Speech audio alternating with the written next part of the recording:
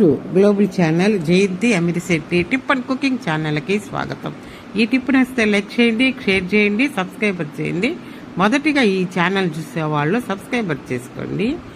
శివుడికి అత్యంత ప్రీతి పాత్రమైన కార్తీక పౌర్ణమి రోజు శివాలయాలలో రుద్రాభిషేకము చేయించిన వారికి సకల శుభాలు కలుగుతాయని పండితులు చెప్తున్నారు.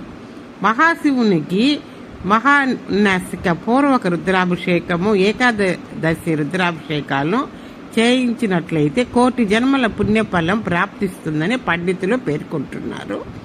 కార్తీక మాసానికి సమానమైన మాసము లేదని పురాణాలు చెబుతున్నాయి. శివకేశవులకు అత్యంత ప్రీతిపాత్రమైన ఈ నెలలో మహాదేవునికి, విష్ణుమూర్తికి పూజలు చేస్తే జన్మజన్మల పాపం నశిస్తుందని సనాతన ధర్మం పాటించే భక్తులు విశ్వసిస్తున్నారు. కార్తీక మాసము 15వ రోజున పౌర్ణమి వస్తుంది.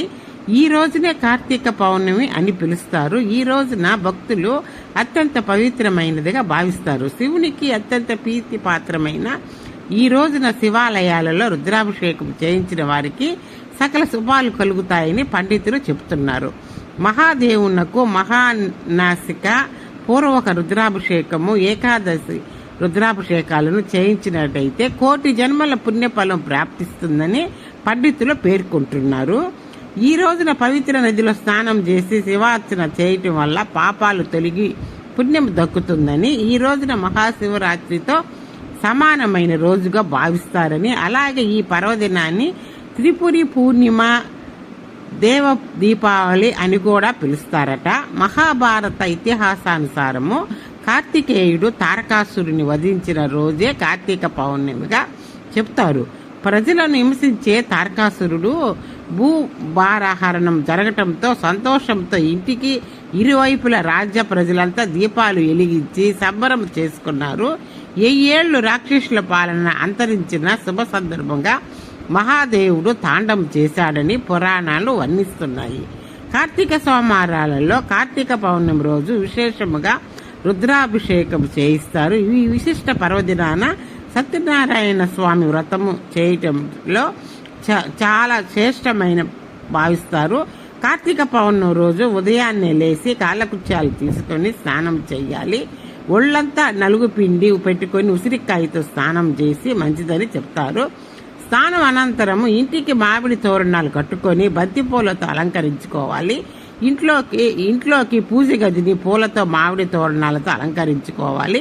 ఇంట్లోని దేవతామూర్తులకు పూజలు చేసి దీపం వెలిగించాలి.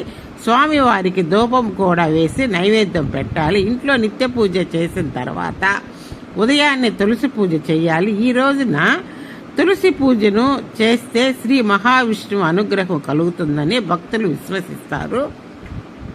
తులసి పూజ చేసి దీపం వెలిగించి ధూపం కూడా సమర్పించి నైవేద్యం నివేదించాలి. ఆ తర్వాత ఇంటిల్లిపాది అంతా తీపి పదార్థాలు వంటలు చేసుకొని కుటుంబ సభ్యుల బంధువులతో భోజనం చేయాలి. మధ్యాహ్న సమయంలో కార్తీక మాస విశిష్టత తెలుసుకొని విధిగా ఆచరించాలి. పురాణాలు, కథలు వినాలి.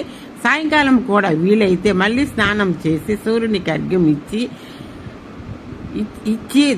దేవతారాధన చేసుకోవాలి. కార్తీక పౌర్ణమి రోజున ఇంటి గుమ్మాలతో పాటు ఇంటి ఆవరణలలో మట్టి దీపాలు వెలిగించాలి. ఆవు నీతితో గాని, నువ్వుల నూనె, వేరుశెనగ నూనె, ఆముదము ఇలా ఏ నూనెైనా తీసుకొని దీపాలు వెలిగించవచ్చు. దీపాల కాంతులలో చంద్రుని దర్శనం చేస్తూ వెన్నెలను ఆస్వాదిస్తే మానసిక ప్రశాంతత లభిస్తుందని, అంతేకాదు రోగ నిరోధక శక్తి కూడా పెరుగుతుందట. పండితులు తెలిపిన ప్రకారము ఈ రోజునే ఈ వ్రతాన్ని ఆచరించటం శ్రేయస్కరమని వేద బ్రాహ్మణులు చెప్తున్నారు. బ్రహ్మీముహూర్త సమయంలో కార్తీక మాసాలు వెలిగిస్తే మంచిదట. దీపారాధన మామూలుగా ఈ రోజున 365 ఒత్తులతో దీపారాధన చేసి ఏడాది కాలంగా ఇంట్లో దీపాన్ని వెలిగించిన దోషాన్ని నివారించవచ్చు. సాయంత్రం ఉసిరికాయ, ఆవు నెయ్యి పోసి దీపం వెలిగించడం వల్ల సకల శుభాలు కలుగుతాయని, లక్ష్మీదేవికి ఉసిరికాయ అంటే చాలా ప్రీతి కావున ఉసిరికి దీపం ఇది ధనలాభం, సౌభాగ్యం చేకూరుతుందని, కార్తీక మాసంలో ఉసిరి చెట్టు కింద భోజనం చేస్తే ఎంతో విశేష ఫలితాన్ని ఇస్తుందని చెప్తున్నారు పండితులు. ఇంటికి ఇరువైపులా సాయంకాలం పూట ఇంటికి ఇరువైపులా దీపాలు వెలిగిస్తే చాలా మంచిదంట. ఇంట్లో ఏమన్నా ఉన్నా కూడా నెగిటివ్ ఎనర్జీస్ ఏమన్నా ఉన్నా కూడా పోతాయట. ఇంటికి శ్రేయస్కరమని ఇంటికి ముందర దీపాలు వెలిగిస్తారు చాలామంది. ఇది నచ్చింది తెలుసుకున్నారు కదా ఆ కార్తీక పౌర్ణమి గురించి ఎలా చేయాలో ఎలా ఉండాలని. లైక్ చేయండి, నచ్చితే లైక్ చేయండి, షేర్ చేయండి, సబ్స్క్రైబర్ చేయండి.